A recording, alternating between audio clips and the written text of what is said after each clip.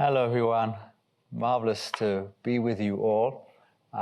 We've just had a tea and overtones session. So, as usual, I'm kind of amped up with the caffeine. A little less than on Thursdays when we do coffee talk. But today we featured a Korean sejak tea, green tea. And so kind of has a little bit of it gets you alert, actually. So if I'm talking a mile a minute, please excuse me. We're here, though, actually to meditate. So hopefully I'll be able to calm down just enough. I mean, I'll certainly be alert. I won't be falling asleep in the meditation. And that's really what we want to do. Both the sessions, the tea and the overtones, and this session as well, are all designed to relax us, to find community where we can chat back and forth at tea and overtones, and also the community sharing that we do after this meditation from 1 till 1:15 or so. And so we do all of that just so that we can come to a place of relaxation and just okayness, and that we can be okay with what's going on in the world and in our lives. And that's no small task. The moment-to-moment challenges that we have every day. It just fluctuates, right? There's so many things going on. And so this is a respite for you, and would love to know and see that you're just letting go and taking time. In this particular meditation on Mondays, we call it the spiritual sky. We're space seekers. We're space travelers. We go into inner and outer space, and quite literally, we're looking for space. For example, the space between me and the screen that I'm looking at, my small screen here and the bigger screen in the room here, to explore the space between it. We're so very object-oriented, right? We're always looking at the foreground, but what about the background? What's behind? What's behind me? What's the space behind me? The space to the side of me. Even my mouth, right, is spacious. I mean, if I didn't have that space, you wouldn't be able to hear me. It was just a block. There'd be no resonance, no place for the sound to form vowels and sounds. So space becomes very important. Without the space of this teacup, there wouldn't be any tea in here. And we can look at that and take that deeper and deeper and deeper, even into the fascia level, our connective tissue, with our fascia expert Joanne Averson really turned me on to this idea of the in-between. And again, that idea of to enter the in-between. And as we enter the in-between, something changes. Something wonderful happens, actually. Something expansive takes place. That we're always looking at that in-betweenness, that space. And even though sometimes the space may seem minuscule, if we can enter that space, it actually becomes a portal, another level of consciousness. So we'll be looking at ways that we can find space and enter space. But first, let's just hear a couple of very brief excerpts from my spiritual teacher, the founder of the movement of spiritual inner awareness, John Roger. The divine presence is exactly that thing that is present everywhere. And I could take you to a radical point of view and tell you that there really is no soul. There really is only this presence that is omnipotent, omnipresent at all times. But we talk about the soul as that individualized energy to give you a sense of well-being, so that you can wave your dilemma away as you rise up in consciousness to find out you are what you have always been, and you are the one you've been looking for. If you're not pleasing yourself by being who you are, I got some sad news for you. That's tough, because that's all there is. If you haven't found that place yet inside of you that is full and brilliant.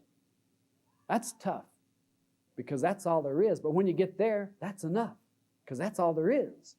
That's all there is for everybody on all the levels of consciousness. The bright, brilliant radiance of our beingness. I play those two excerpts because in many ways, that's all we really need to know. I mean, the bright, brilliant radiance of our beingness, that we are what we've always been and that we're the ones we've been looking for.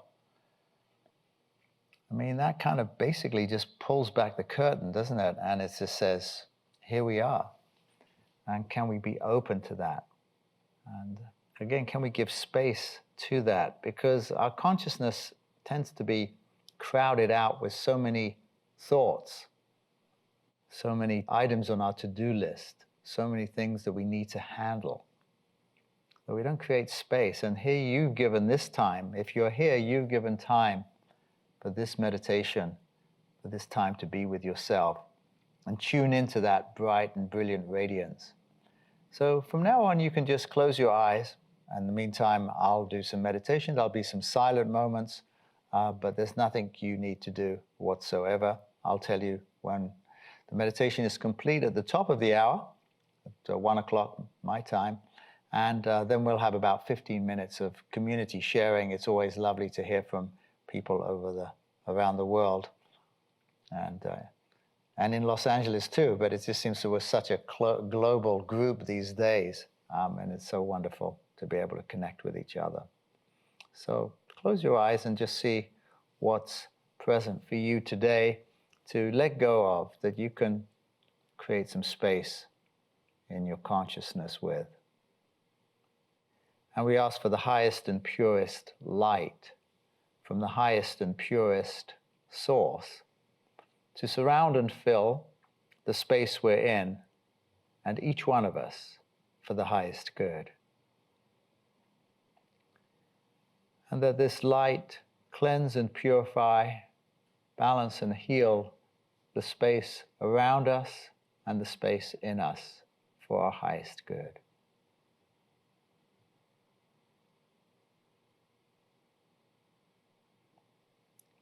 And we just experience this quality of grace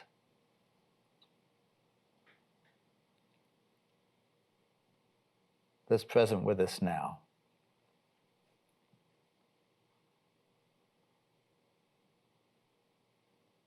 And just keep entering this grace presence.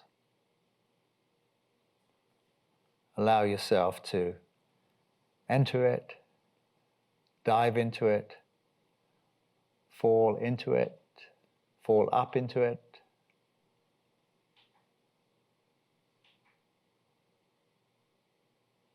And just remind yourself that who you are is this bright, brilliant radiance.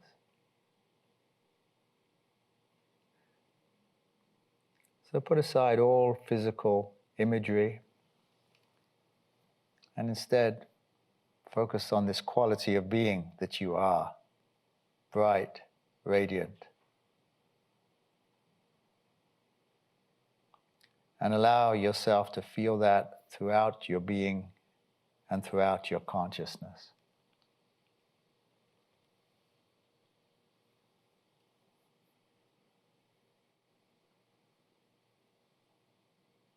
There's a couple of quotes. It's from someone called Nancy Langston. She says, pause. Listen for the whispers of your soul. Soul quietly flows through every part of you.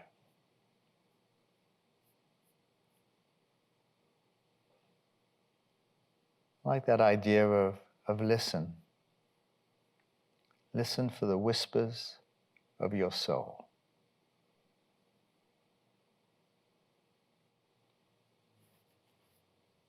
And this idea that we've explored before, this pause, read you this quote again from Elsa Gindler. The pause or rest after exhalation must not be lifeless. So that when we're breathing here, we tend to see our breath as we breathe in and we breathe out. But if we just take time, we'll notice that there's a brief pause after we breathe out before the inhalation comes, and that there's a brief pause at the top of the inhalation before the exhalation comes. So Elsa Gindler is saying the pause or rest after exhalation must not be lifeless. It should never be a matter of holding the breath. On the contrary, it should most resemble the pause we experience in music, which is the vital preparation for what is to follow. It's wonderful to see how inhalation merges from this living pause. These pauses and the conscious feeling of them are of the greatest importance. There is an opening of the cells. The air enters easily and silently, and we feel fresh and toned up.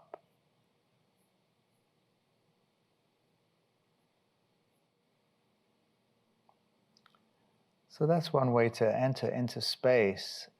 It can be just as close as our next breath.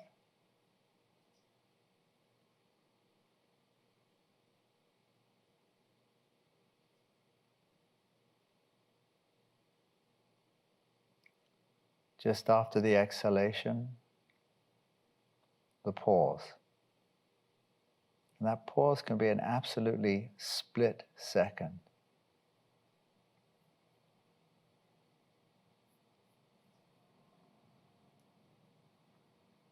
Or it can be a little longer, perhaps it's a second. Don't force it, just be aware of it.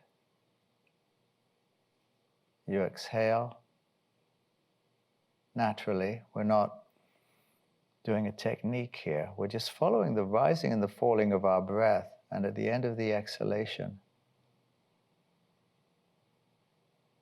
is a pause. That's our space. That's an in-between moment.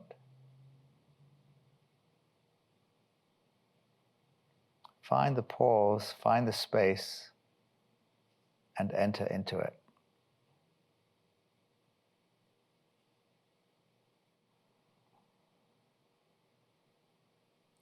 And as you enter into it, you can just ask for the light for the highest good. You can ask for the guidance of your inner master.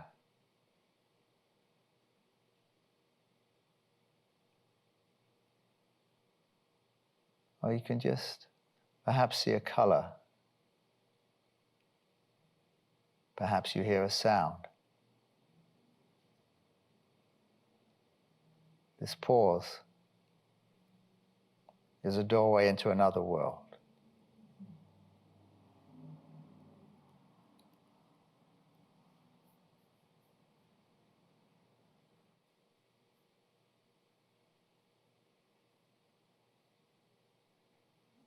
The Trappist monk and philosopher Thomas Merton also gives us a glimpse into this pause. And also the idea that we're this divine radiance. He said there is no way of telling people that they are all walking around shining like the sun. At the center of our being is a point of nothingness, which is untouched by illusion. A point of pure truth. A point or spark which belongs entirely to God, which is never at our disposal, from which God disposes of our lives, which is inaccessible to the fantasies of our own mind or the brutalities of our own will. This little point of nothingness is the pure glory of God in us. It is, so to speak, His name written in us, like a pure diamond blazing with the invisible light of heaven. It is in everybody. And if we could see it, we would see these billions of points of light coming together in the face and blaze of a sun that would make all the darkness and cruelty of life vanish completely. I have no program for this seeing. It is only given, but the gate of heaven is everywhere.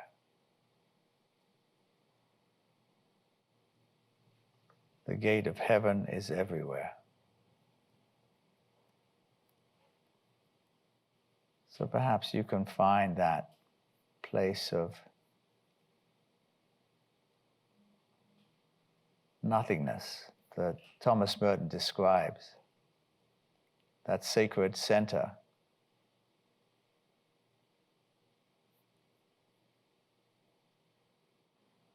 You can always come back to that exhalation point.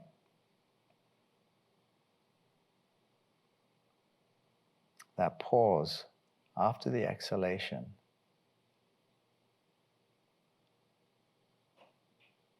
And use that moment to open up all that you want.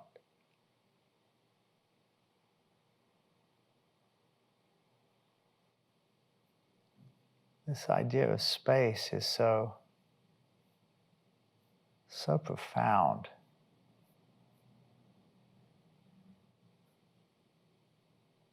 The composer Claude Debussy said that music is the silence between the notes.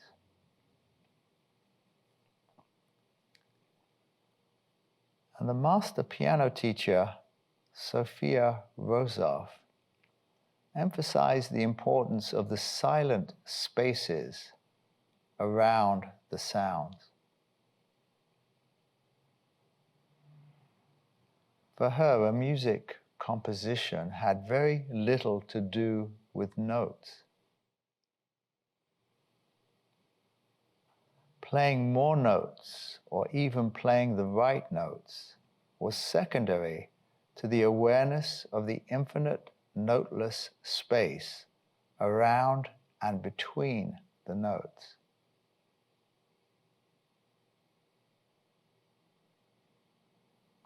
Notated rests were merely the infinity of soundless space, making itself known through the sound of the music.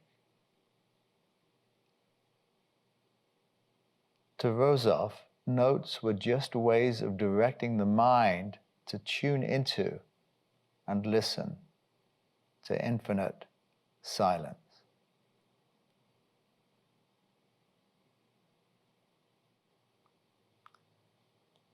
It's an interesting way of looking at it, that every sound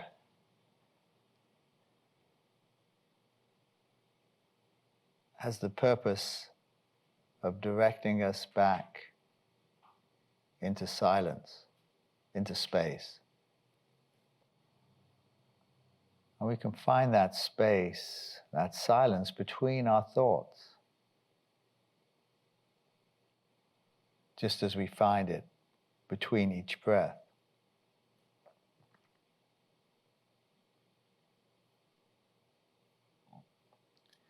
This is the well-known musician and composer Paul Horn. He said that healing happens between notes. I had to allow the space and not be afraid and things happen in space. You have to let the space settle. If you let go, you transcend and experience the stillness. And that is the healing. Stillness is basic to health.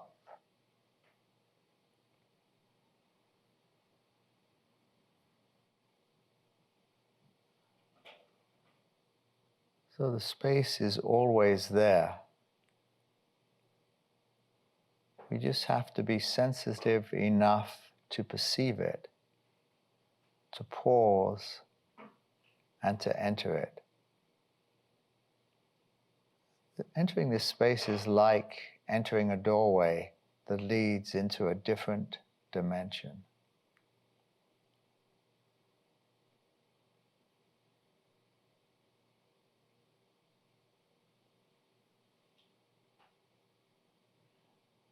The author of The Little Prince, Antoine de Saint-Exupéry, said it is only with the heart that one can see rightly. What is essential is invisible to the eye.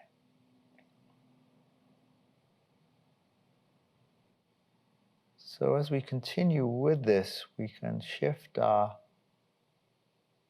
point of reference into our heart.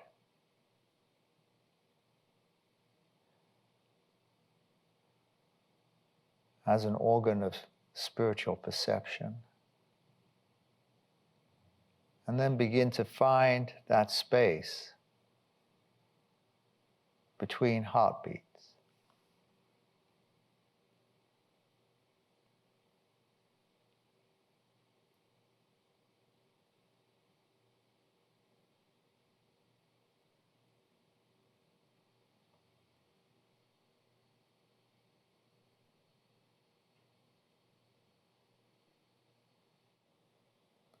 As we enter into the heart, into that space there, perhaps we find the space between beats. Or maybe we just enter that heart space and find the universe waiting for us.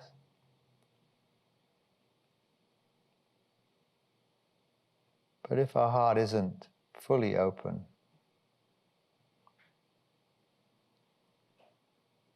we can create space through forgiveness.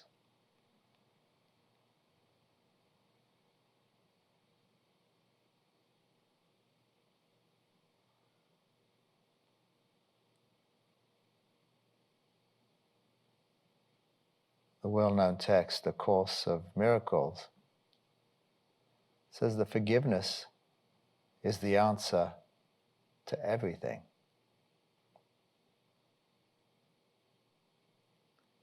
But sometimes forgiveness is not understood. It's not overlooking something that's been going on to us or to someone else. It's not condoning anything.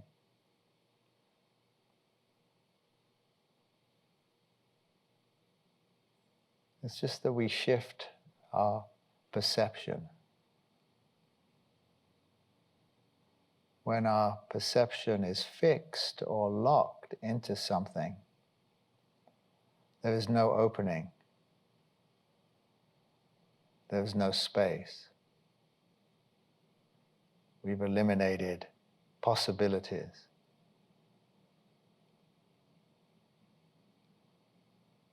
So what a blessing forgiveness is to us, that we can open up space, open up possibilities once again. What could be simpler if we're just willing to forgive?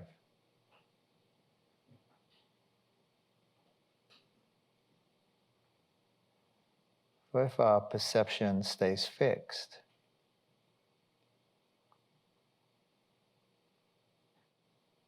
meaning we refuse to forgive,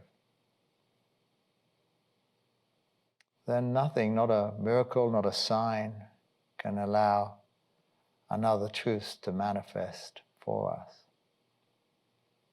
And if we have an idea or perception where we're convinced that money is hard to come by, for example, even the world's unlimited abundance cannot get through our self-made blockade.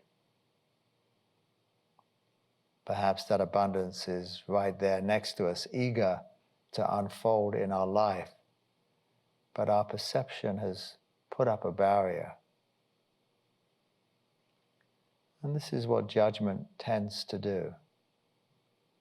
Create barrier, fill space, so that other possibilities don't exist, so that space is, in a sense, crowded out.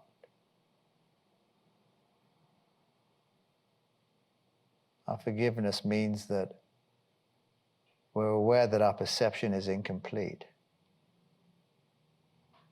It means knowing that we're blessed and that every single thing that happens, every single person or event that pushes our buttons or triggers us, that everything is for us. Nothing is against us. Forgiveness defies the misconception or the misperception that something is wrong, that life is hard, that we screwed up, and that there's horrible people.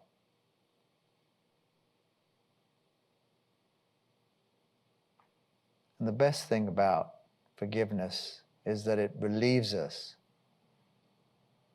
of having to make judgments.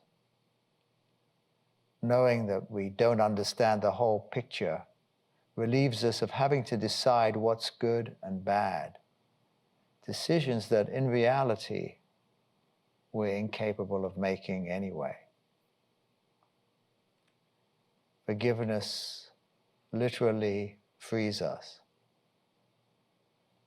And in that freedom, we find space. And we can just simply say, I forgive myself for judging. I forgive myself for judging myself when, and you can just say silently what that was. I forgive myself for judging a person, an event, a situation. And you just let it go into the light for the highest good. And have that misperception, that contraction dispersed.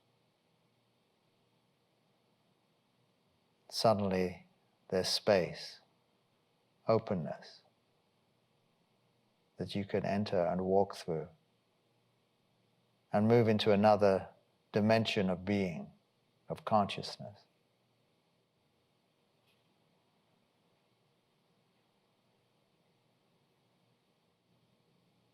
The great Renaissance scholar and architect and philosopher Giovanni Giocondo said that life is so generous a giver, but we, judging its gifts by their covering, cast them away as ugly or heavy or hard.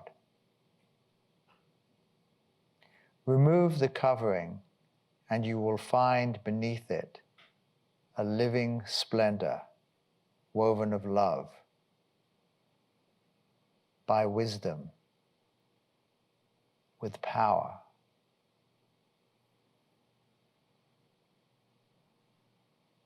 Remove the covering, and you will find beneath it a living splendor woven of love by wisdom, with power. Welcome it, grasp it, and you touch the angel's hand that brings it to you. Everything we call a trial, a sorrow, or a duty, believe me, that angel's hand is there. The gift is there, and the wonder of an overshadowing presence.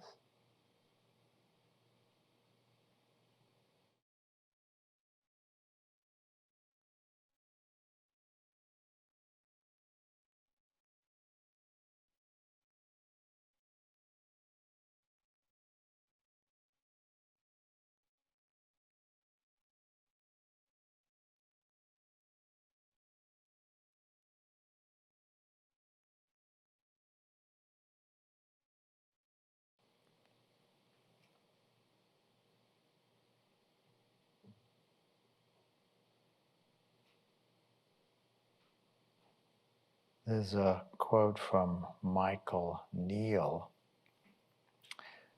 He says, I'd always thought that to transcend something was to move past it, to leave it in my rear view mirror as I carried on speeding my way towards enlightenment. Yet what I've realized is that to transcend is not to leave behind, but to expand beyond. It's less about floating above the muck of life than being able to go down into it without any fear of drowning in it. And so as we come back into this world, hopefully in you is a large space where there is only love and expansion, a space where you can find yourself in any situation and not let it impose on you or darken your radiance. So come back into that radiance whenever you're ready. And you can just slowly open your eyes as we complete this meditative hour together. And as usual, it has completely flown by. So let's wrap it up here. Thank you all so much for joining. Great to see your lovely faces. Great to see Sama and John Michael. It's wonderful when you show your faces. Daniel Saffron and Caroline and Linda Mogis, of course. Josefa in Madrid. Graham Holly again saying hello. Linda Lambert, Patricia Wagner, Susan Ladd, Yolanda. Oh my God, what a great group of people we have. Thank you so much for your light. Huge thanks to Stella for hosting. Chris and Paul behind the boards here, doing all the sound, and of course, Maria Jose Marignon translating. Great time together. My God, I feel so high, so relaxed and wonderful. Thank you again, and we'll see you next week or on Thursday. God bless you all. Thank you.